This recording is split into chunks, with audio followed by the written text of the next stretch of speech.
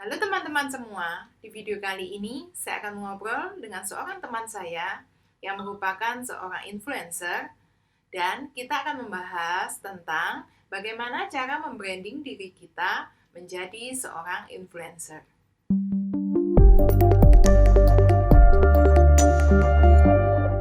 Kita sekarang mau bincang-bincang gimana sih akhirnya Devina juga menekuni menjadi seorang influencer. Nah, sebelumnya aku tuh kan, nggak tahu ya, bingung ya kalau misalnya ditanya berawal dari mana, karena, aku tuh suka banget nih yang namanya nulis nulis, review produk, nulis blog, bahkan kalau kamu sempat lihat aku sempat beberapa kali nulis blog di Babyologist. Nah, berawal dari situ, aku review-review produk tentang baby, pokoknya gimana caranya aku harus tetap produktif meskipun mengurus anak di rumah. Gitu. Nah, terus udah gitu akhirnya mulai dari aku menulis blog, aku nulis, di Babyologist, dulu ada Mommy Buy juga aku nulis, blog di situ tentang parenting. Terus dari situ, banyak teman-teman aku yang pada suka nih sama Babyologist juga, pada sharing-sharing cerita tentang pengalamannya pribadi, cara mengasuh anak seperti apa, karena ternyata di sana bisa menukarkan poin dan waktu itu aku sempat nuker poin Micro 3K. Nah, dari situ mulai banyak nih yang akhirnya pada ikutan untuk nulis-nulis juga. Terus adalah salah satu ketika, ada brand-brand besar lah menurut aku ya, itu menawarkan, "Boleh nggak kita kerjasama untuk, review produk kita nih, nanti kita kasih full barter." Full barter di sini artinya, mereka kasih produk ke aku dan aku harus review tentang produknya mereka tanpa dibayar apapun. Berawal dari situ banget nih dulu tuh, gitu. Nah, mulai dari situ baru aku mulai kepikiran, "Oh iya ya, kita bikin konten aja deh feed IG-nya supaya, semua tentang review-review produk, meskipun ada beberapa yang foto-foto di Instagram tentang kehidupan sehari-hari, gitu." Oke.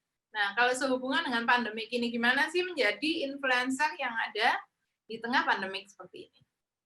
Nah, Apa di ada tengah pandemi juga? sekarang tuh kan kita, memanfaatkan sosial media ya. Jadi gimana caranya, kita tetap produktif meskipun hanya melalui sosial media dan apalagi sekarang tuh lagi booming banget orang-orang pada ngejar job karena, apalagi untuk ibu rumah tangga yang nggak ada pekerjaannya seperti aku ini, nggak ada penghasilan. Jadi, dengan ikutan endorsement kayak gitu, aku mengajukan red card kayak gitu ke salah satu brand gitu kan. Itu di tengah pandemi itu bener-bener ngebantu kehidupan keluarga aku gitu loh. Jadi aku punya penghasilan tambahan gitu. Nah, caranya untuk menjadi influencer di tengah masa pandemi ini ya, dengan cara tingkatkan konten, yang kreatif di Instagram kamu gitu. Kalau aku kan, spesifik nih tentang parenting, tentang mom and kid kayak gitu. Jadi ya kamu bikin konten menarik di Instagram, berhubungan dengan kategori, karena macam-macam nih, kamu misalnya sukanya kuliner, ya udah berarti, di Instagram isinya tentang kuliner-kuliner, kamu suka tentang fashion, ya udah isinya tentang, fashion, tentang, masak, atau pokoknya branding-branding lainnya deh yang akhirnya image kamu tuh berubah gitu. Kalau aku kan lebih ke mom and kids, lebih ke parenting, jadi semua orang berpikir, "Oh, branding-nya Devina ini mom and kids, tentang parenting," kayak gitu. Jadi untuk ningkatinnya ya dengan cara bikin konten yang bagus, supaya orang mau bertahan, followers-mu juga, mau bertahan tetap follow kamu, kayak gitu. Misalnya ada case seperti ini, kan sekarang banyak penawaran job. Nah, sedangkan sebenarnya influencer juga banyak orang mengincar posisi itu kan ya. Nah, gimana dengan batasan-batasan menurut Devina kalau misalnya ada seseorang, misalnya nih kita terkait kan Devina kebetulan berhijab ya, misalnya gitu ya. Misalnya ada tawaran job mengatakan bahwa kita membutuhkan yang non hijab misalnya seperti itu. Nah, bagaimana dari sisi Devina kalau misalnya diminta gimana nih kalau Devina ambil nggak job ini? Tapi harus nggak non hijab ya, gimana menurut Devina? Kalau kayak gitu aku udah balik lagi ya ke masing-masing personalnya. Kalau aku, nggak aku terima tawaran karena tawaran yang lain pun masih banyak kayak gitu kan. Jadi kalau untuk lepas kerudung ataupun, "Kamu foto ya, kita ada produk nih, produknya tentang, rambut, tentang ini, catokan," misalnya, "tentang catokan rambut," kayak gitu. Terus dia itu dan kamu kepilih nih, si brand ini suka banget sama kamu. Gimana caranya si brand itu menarik perhatian aku supaya aku bisa untuk, foto sambil mencatok rambut aku. Yang pasti aku udah komitmen, aku nggak akan terima job itu, gitu. Jadi, kalau kalau misalnya jobnya yang nggak sesuai dengan aku, ya aku nggak akan ikutan, ngisi form gitu. Karena sekarang kan ada beberapa manajemen nih, Ya, eee, sekarang tuh banyak banget manajemen bertebaran kan ya, yang membagikan job-job, untuk endorsement. Nah, aku biasanya nge-list sesuai dengan kriteria atau, eee, scope of work yang aku bisa, kayak gitu. Kan ada tuh karakter-karakter, syarat-syaratnya seperti apa aja. Tapi kalau misalnya nggak sesuai, ya aku nggak akan isi gitu. Kecuali kalau misalnya yang DM langsung ke aku. DM langsung ke aku ya, kalau misalnya nggak sesuai ya aku nolak secara halus kayak gitu, meskipun, diimingin dengan red card-nya yang tinggi kayak gitu, tapi aku tetap nggak akan ambil. oke. Kalau misalnya masalah red card ya, itu apakah harus selalu dipatok dengan red card? Apakah ada yang free barter kalau untuk sudah tahap sekarang ya? Kalau dulu mungkin kan yang awal yang tadi kerjasama dengan brand Full besar bar kan nggak free barter. Gimana kalau tuh? kalau kalau aku sih, tergantung ya, kalau misalnya nih aku mempromosikan makanan dan ternyata makanan itu dagangan temen aku atau misalnya online shop tapi punya temen aku free endorse untuk bantu usaha teman. Semua free endorse kalau untuk teman. Jadi, misalnya, "Dev, gue jualan makanan nih, risol," misalnya kayak gitu. Ya udah aku ambil, aku review, terus udah gitu, bahkan ada loh yang aku bayar sendiri dan aku harus review, kayak gitu. Malah itu lebih pure, apa namanya, naturalnya gitu. Terus udah gitu, kalau untuk red card dibalik lagi. Red card di sini aku punya beberapa kategori. Jadi misalnya untuk all shop yang baru merintis, aku nggak mungkin dong, red card langsung gede, langsung 500.000 ya satu kali foto, kayak gitu. 200.000 untuk story, kayak gitu, aku nggak ada patokan seperti itu. Aku sesuaikan dengan, followers si all shop dan, apa namanya, Brand all shop itu besarnya. baru merintis atau sudah punya nama gitu. Kecuali kalau misalnya brand besar kayak salah satu merchant, marketplace kayak gitu kan, yang lagi ada campaign ataupun, ada brand besar produk baby yang menawarkan ke aku, baru aku pakai red card yang sesuai kayak gitu dengan followers aku. Yang pasti red card yang aku keluarkan itu sudah sesuai dengan, kinerja kerja aku, kayak gitu. Jadi meskipun, dan aku selalu nulis di bawahnya, aku open nego kayak gitu. Jadi aku nggak saklek masalah red card tuh. Oh, bisa bisa fleksibel ya, mengikuti. Fleksibel banget. Devina mau tanya gini ya, sekarang gini ya, kadang dari pihak all shop ya, kita bilangnya all shop ya karena online ya mungkin ya. Nah dari Ya, pihak all shop itu sendiri kadang pernah nggak sih berpikir kayak gini, nanti aku ini kalau misalnya pakai Devina, paling nggak aku harus rame. Nah gimana? Kayaknya dari Devina pribadi ada nggak sih beban kalau misalnya menerima job itu, oh kayaknya harus rame. Itu pernah nggak berpikir? kalau aku sendiri sih beban pasti ya, yang pasti aku selalu selalu punya mindset gini, aku ngebantu endorsement salah satu all shop, adalah aku mempromosikan, barangnya mereka, produknya mereka di Instagram aku, dan aku nggak ada kewajiban kecuali aku ada tanda tangan kontrak ya, kayak misalnya sama Hybrid ataupun sama salah satu stroller lah ya, itu aku ada tanda tangan kontrak selama 6 bulan. Nah, kalau misalnya kayak gitu beda lagi, karena kita ada tanda tangan kontrak di atas materai. Kalau yang nggak ada tanda tangan kontraknya, aku hanya maksimal di usahaku untuk mereview produk ini, dan aku nggak ada tanggung jawab untuk, pembelian ke si all shop itu, karena aku bukan tim marketingnya mereka, kayak gitu. Jadi harus dipahamin dulu nih all shop ini pakai jasa aku untuk apa? Apakah untuk branding, produknya mereka atau untuk sales gitu, untuk penjualannya mereka gitu. Kalau, mereka membutuhkan influencer berarti mereka butuh untuk promosi branding, supaya si brand itu, si all shop itu punya nama dulu nih, supaya dikenal sama masyarakat, sama followers aku. Tapi kalau misalnya ternyata, eee, mereka itu berbeda nih cara cara cara berpikirnya, gue udah bayar lo dan lo harus ada feedback yang Ini. penjualannya masuk gitu kan, yang penting cuannya masuk gitu. Nah itu Hmm. balik lagi ke perjanjian di awal, SOW-nya seperti apa, kamu ada perjanjian awal apa enggak kayak gitu. Tapi yang so far selama ini sih nggak ada ya yang namanya all shop tuh ngejar-ngejar aku untuk mana nih gue udah pakai lo kok ternyata lo nggak ada impact-nya ya kayak gitu. Alhamdulillah sampai saat ini belum ada kayak gitu. Oh, gitu. Jadi harusnya istilahnya Mbak ya, kalau saya pribadi menilainya mungkin juga kadang ada beban mikir gini, kalau misalnya kita udah di-endorse misalnya bahasanya ya, terus habis gitu all shop itu sampai nggak rame kan kayaknya kita ada beban. Nah, itu sebaiknya kita hilangkan saja. Jadi ya. Beban sih pasti ada ya dan kita kerja maksimal dong pastinya dengan harga red card sekian maka, hasilnya juga kita harus maksimal dengan cara, promonya menarik atau misalnya kita, ya udah deh ini ada si all shop curhat nih misalnya, "Mbak, ternyata belum ada yang beli nih," kayak gitu. Ya udah aku bantu untuk promosi lagi kayak gitu.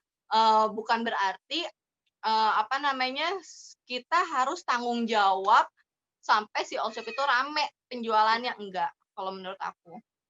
Berarti menurut Devina lebih influencer itu lebih ditekankan pada mengenalkan uh, Menginfluence orang, dan untuk nge-branding produk mereka, merek mereka, kayak gitu. setelah kenal dari review yang kita sampaikan, baru kalau misalnya keputusan dari pribadi masing-masing itu sendiri untuk membeli atau tidaknya ya. Iya, kebetulan dari followers aku juga kan, mereka mau beli, ya udah alhamdulillah kalau nggak beli ya, apa namanya, mungkin bukan market pasarnya bukan di followers aku gitu. Nah, balik lagi ke all shop nih. All shop juga Hmm. harus pintar juga nih milih influencer. Jangan karena influencer itu followersnya besar, tapi dia Hmm. nggak nyampe ke market pasarnya mereka kayak gitu. Balik lagi, kamu butuh influencer yang dalam kategori apa? Kamu jual makanan, kamu jual produk baby, tapi kamu malah nge-endorse si influencer yang tentang fashion atau tentang kuliner kayak gitu, itu kan nggak nyambung, harus ke Hmm. mom and kids juga. Jadi, dari si all shop-nya sendiri pun harus pinter dalam memilih influencer yang sesuai dengan kategorinya mereka, produknya mereka, kayak gitu. Oke. Jadi asalkan kita udah maksimal nge-reviewnya, terus kita video dan fotonya udah istilahnya udah semaksimal yang kita Buat mampu, buat itu buat sudah. aku nggak masalah loh kalau misalnya nih, aku udah nge-post story Hmm. dan video dan aku 2 hari kemudian aku nge-post lagi gitu. Oke. It's okay, nggak apa-apa gitu kan. Buat aku pribadi, kadang kan kalau orang kan enggak 1 kali post, ya Hmm. udah gitu, gitu. Kalau buat aku sih enggak. Oh, oke. Nah, kalau dari bionya Devina kan ada personal branding ya. Nah, gimana sih kaitan dari influencer dengan personal branding itu? Personal branding itu penting loh. First impression orang saat ketemu sama kita itu penting. Coba kamu bayangin pada saat kita interview nih, kayak gini nih, dan aku pakai daster doang. Image kamu ke aku pasti kan berbeda ya. Jadi, personal branding adalah first impression kita dengan seseorang. Jadi, aku selalu bilang, "Ayo personal branding kalian, influencer harus baik, attitude harus baik, maksud aku konten juga harus baik gitu, sesuai dengan apa." Jadi ketika brand ataupun all shop mencari, influencer yang untuk nge-review produk, parenting, produk baby, yang mereka ingat adalah misalnya, "Oh si influencer ini aja karena dia sering nge-share tentang produk-produk baby," kayak gitu. Sering nge-review produk-produk baby. Jadi mindset orang itu akan menentukan personal branding kita, gitu. Jadi menurut aku itu penting banget. Dengan kan nggak mungkin ya kita misalnya nih, aku mau dilihat sama banyak orang di Instagram aku, tapi, postingan aku nyeleneh misalnya kayak gitu. Itu kan berarti kan ngerusak citra aku. Nah, sama aja ngerusak personal branding aku kayak gitu. Atau misalnya di feed aku isinya tentang sembarang kalir masuklah ya di feed aku posting makanan, aku posting staycation, aku posting, misalnya posting segala macem lah, campur-campur kayak gitu. Dan nggak tersusun dengan rapi, dengan tone warna yang nggak sesuai kayak gitu. Itu pasti kan orang akan, "Devi ini apa sih suka-sukanya dia yang nge-share ya?" Kayak gitu.